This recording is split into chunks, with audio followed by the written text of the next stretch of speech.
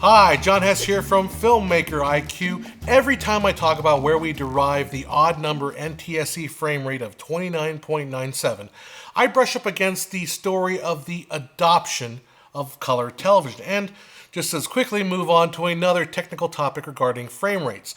But that's really a missed opportunity to tell a really juicy story that literally shaped the way the entire world handled color television signals. Well, today, that changes, ladies and gentlemen, and we're going to explore this somewhat forgotten battleground in the history of moving pictures. So, if you'll indulge me, let me set the stage and go back to the beginning of this new professional medium called television. Let's go back, not to the early 50s or the late 40s, but further still to the mid-1930s, back to November 2nd, 1936 at 3 p.m., when the very first official regular television broadcast service began from Alexandra Palace in London, England. That's right, the Brits take this first milestone. The BBC began it all with the first regular TV service. It was only broadcast twice a day, Monday through Saturday at first, and officially only had a range about 40 kilometers.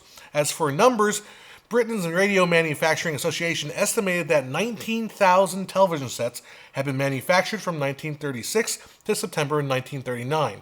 3 years of regular television operation, and then the BBC shut down. Why? You see, there was this little nasty bit of business called World War II. The last thing broadcast was a Mickey Mouse cartoon, Mickey's Gala Premiere, followed by test patterns. After 6 years of bloody fighting, the United Kingdom and Europe were left in tatters from the savagery of war. The BBC picked up television service again in 1946 and picked up right where they left off, playing the same Mickey Mouse cartoon. But let's be honest, television was still a very limited luxury item at the time. If you wanted news and entertainment, there was always radio and the movies. The concept of plopping down on a sofa and binge-watching a season of The Office was alien to the people of the mid-1940s. And looking around, it was clear that in the UK and Europe, there were more pressing issues than television to worry about. Things like rebuilding their economies and infrastructures. But you know which major wartime participant went rather unscathed during World War II? Uncle Sam. Manufacturers on the North American continent quickly pivoted from guns to butter, to borrow an old economic phrase. Instead of building Sherman tanks and P-38s, factories pumped out refrigerators, microwaves, and this newfangled device called television, now boosted by the tremendous advances made in radio technology during the war. Just after the close of the war in 1946, there was an estimated 6,000 television sets in North America. 1 year later, in 1947, that number had gone up to 40,000. 4 years later, in 1951, there will be 12 million across the nation. This post-war industrial explosion is the background to what's about to happen in the war for color television. England may have birthed television, but it was raised on the continent-spanning United States amidst a huge economic boom that gave television not only the manufacturing capability, but the economic excess to invest in this new medium. To tell the story of television in the States, let's again back up, this time to 1939 and the World's Fair in New York City. The BBC was, as we mentioned already, in limited service, and one American company was showcasing the marvels of television to a new audience, the Radio Corporation of America, RCA. Again, I have to remind you that we're dealing with an infant industry. We use terms like first regular service, but that's glorifying the scale because of our modern associations. There were a handful of manufacturers, but no real TV networks. Just about 10 experimental TV stations across the nation, testing broadcasting ranges and receptions. And being they were experimental meant they were prohibited from broadcasting commercial messages, which meant there was no funding for programming. These operators just ate the costs as R&D, research and development. What the industry was waiting for was the FCC to settle on a television standard and regulate the airwaves so stations could begin commercial broadcasting and become a profitable industry. Now, why do we need standards and conventions? Well, basically to make the marketplace more fair and efficient. Imagine if every grocery store had their own way of measuring the weight of produce. There would be mass confusion.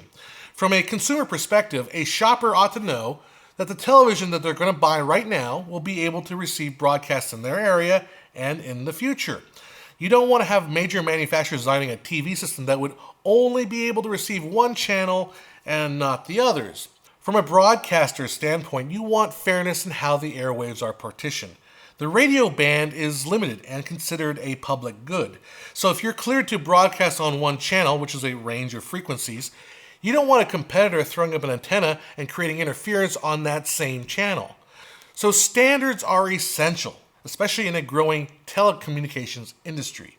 But when there's no standard yet in place, every company wants to get their pet system adopted as the standard, not just for bragging rights, but for the profits from being able to license that technology. And now, to introduce the major combatants in the war for television, the aforementioned Radio Corporation of America, RCA, headed by David Sarnoff. RCA had been a major developer in television, as we saw in the 1939 World's Fair. And in the other corner, the Columbia Broadcasting System, CBS, headed by William S. Paley, a radio giant who in 1940 had yet to get their first experimental TV station online. Now, these weren't the only two in the war. There was also Dumont and Zenith, but for the purposes of this story, we're going to stick with RCA and CBS. So here we are in 1940. RCA's black and white standard for television demonstrated at the World's Fair the year before is in front of the FCC as a possible standard. But here comes little CBS. On August 29th, 1940, they announced that they had been secretly developing a sequential color system developed by Dr. Peter C. Goldmark, which used a standard monochrome CRT display behind a synchronized rotating color wheel. Each scan of the screen would correspond to a different color on the color wheel. Spin the wheel fast enough, and the primary colors blend together for color television. Now, this announcement of sequential or mechanical color raised two important questions. First was in regards to the allocation of the radio spectrum. The first version of CBS Color required a broadcast using a radio band of 16 megahertz, almost 3 times as wide as the 6 megahertz system the FCC was considering adopting. 16 megahertz per channel meant that the chunk of the low-band VHF spectrum between 54 megahertz and 84 megahertz would only fit 2 channels instead of the proposed 6. CBS argued that perhaps low-band VHF wasn't where TV broadcasts should be, but in the UHF spectrum from 470 megahertz to 890 megahertz, where there was room for 26 16 megahertz wide channels. Next was the question, why settle on a black and white convention now when color television was just around the corner? In fact, CBS hammered the point home, running its Color Now ad campaigns, calling the CBS color system the, quote, kind of television worth waiting for. In fact, the more cynical could be led to believe that delaying the process was the real goal. CBS was trying to buy time to get itself set up. But if it could win the color standard, CBS would go from a late player in black and white to the leader in color. Well, this caught RCA off guard. They too were working on a color system, but at the time it was hardly more than a laboratory curiosity, instead trying to perfect their black and white delivery. But in the end, the pressure on the FCC to act was just too great. Even though CBS had a prototype, they had yet to demonstrate a live camera broadcast. All their experiments came from broadcasting already shot color film. So in June of 1941, the FCC announced their standards for NTSC black and white television, a standard that consisted of 525 lines with FM sound and a 60 hertz refresh rate, with each channel slotted to 6 megahertz, a compromise between RCA's 441 line system and Dumont's 625 system. And on July 1st, 1941, commercial television in the United States officially began. CBS had lost the first round, but they didn't go away. But World War II kept everyone preoccupied, and there wasn't that much to our story during the war years, though the FCC was keen on seeing what CBS could do with sequential color.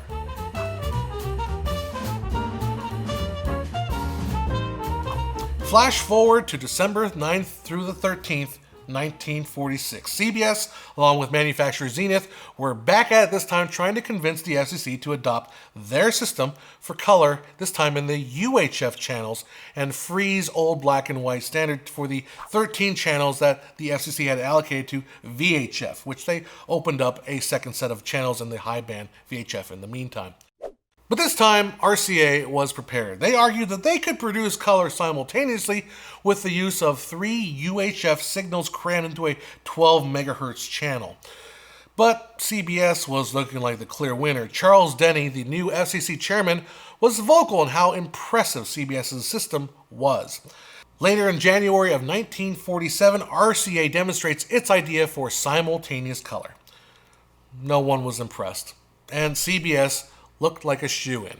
But when it came time to vote in March of 1947, the FCC said CBS's color was still premature, and color would go back to the drawing board.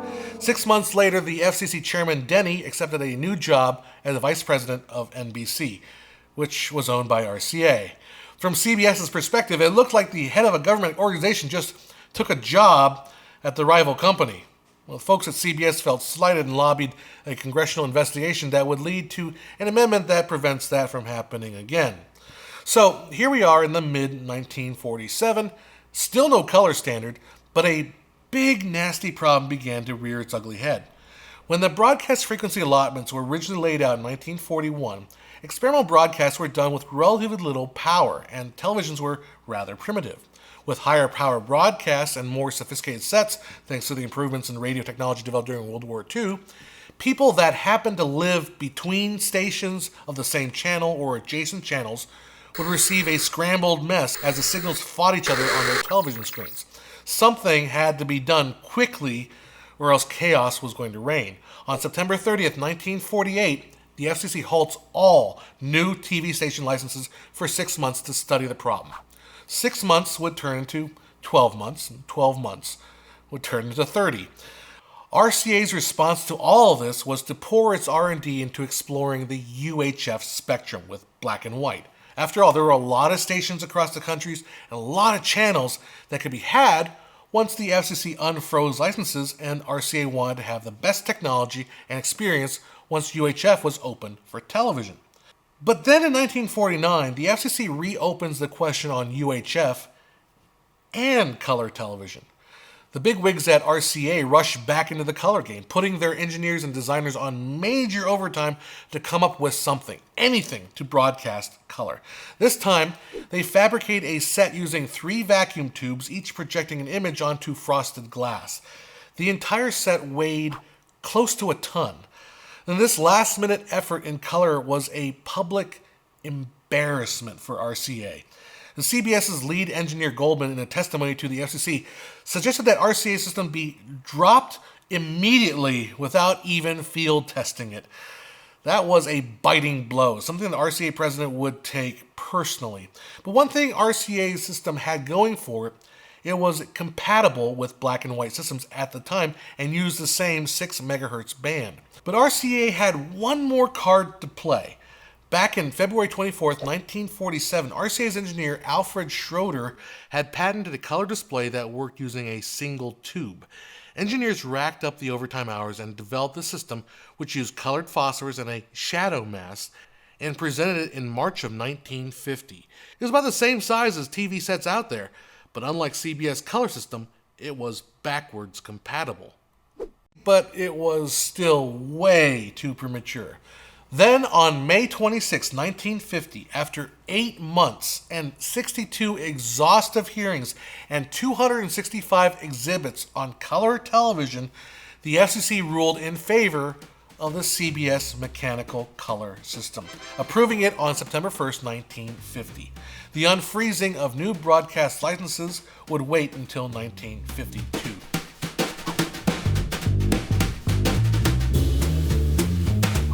The approval of color came with 2 conditions. The industry was given 90 days to produce a superior system. Otherwise, the CBS system would be adopted. And number 2, all manufacturers had to agree that future television sets would come with a switch that could receive both black and white and the new CBS color, even if showing the signal in black and white. If they all agreed to doing that, then the FCC wouldn't adopt the color as the standard. But if they didn't agree, then the CBS color system would be adopted.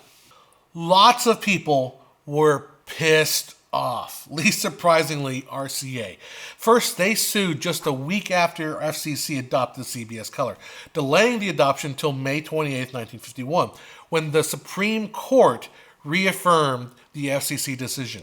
RCA's David Sarnoff slung everything in improving a trinoscope concept and marshaled others in the industry to convene to fight off CBS color, formally establishing the second NTSC on June 18, 1951.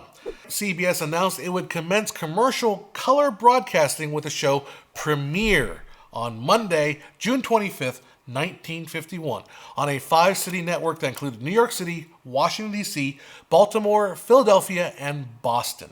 This would be the beginning of CBS's initial plan to broadcast 20 hours a week, a minimum, by autumn. Thing was, a few people had bought converters and there were no sequential color sets out there. So for those watching, CBS signal turned into trash for that 1 hour of color broadcast. So CBS, which wasn't a manufacturer of televisions themselves, had to get some TVs out there. After some marshaling, the first CBS sequential color television went on sale on September 20th, 1951. The CBS Columbia Model 12CC2. Catchy name. It sold for $500, or about $5,000 in 2019 dollars. And according to Alan B. Dumont, 200 of these sets were shipped and only 100 were sold. The public largely ignored this overpriced gizmo. Remember, this is a time when the TVs were selling millions a year, and here CBS could only sell 100. In winning this battle for color TV, CBS lost the war. Let's get real here. The whole idea of sequential mechanical color is just not very good. Just the practicality. The larger the screen, the larger the color wheel. There's no future in this design at all. And when people moved, because the color was captured sequentially, their faces would change color. Sequential color was simply a terrible idea to begin with. Now, during all this, another real war was brewing on the Korean Peninsula. Exactly who called who changes depending on who's telling the story. But Charlie E. Wilson of the Defense Production Administration, not to be confused with these other Charlie E. Wilsons, issues Order M90 on November 20th, 1951, instructing CBS to abandon production and development of color television because it might lead to a shortage of vital electronic components needed on the war front. No such ask was made of black and white TV set manufacturers. And that was the unofficial end of CBS's sequential mechanical color. Perhaps Sarnoff's connection from RCA made the call. Perhaps Paley of CBS used it as a way to get off the hook on a product that was bombing in the figurative sense. Now, speaking of David Sarnoff at the RCA, he hadn't been taking this loss lightly. While CBS color was failing, he poured tons of resources into developing his single-tube system. And slowly but surely, it begins to take shape. CBS officially rescinded their color standard in March of 1953, and a second NTSC committee submits their new color standard to the FCC in a petition on July 22, 1953. This time, with RCA leading the way with their electronic color system that separates luminance and chrominance, and a CRT screen with red, green, and blue colored phosphors, the concept that we are familiar with today. And of course, that frame rate is adjusted down ever so slightly to keep the audio subcarrier from interfering with this new color subcarrier. And in December of 1953, the new NTSC color standard, which was backwards compatible, was unanimously adopted. 1953 would close out with over 7 million television sets built that year before the standard, bringing the total number of TVs in the United States to something like 23 million, with a marketplace value of $228 million. That's a $2.2 billion production when adjusted for inflation. But the good news, those sets wouldn't be destined for the garbage dump or need some clunky adapter to pick up the new color broadcast. Backwards compatibility was no joke. The first coast-to-coast color broadcast took place on New Year's Day, 1954, with the Tournament of Roses parade by NBC, a subsidiary of RCA. Because so many of these manufacturers are part of this second NTSC board, even new black and white television sets were tuned to 59.94i instead of the straight 60i. Ironically, or perhaps because of compatibility, color broadcast was slow on the uptick.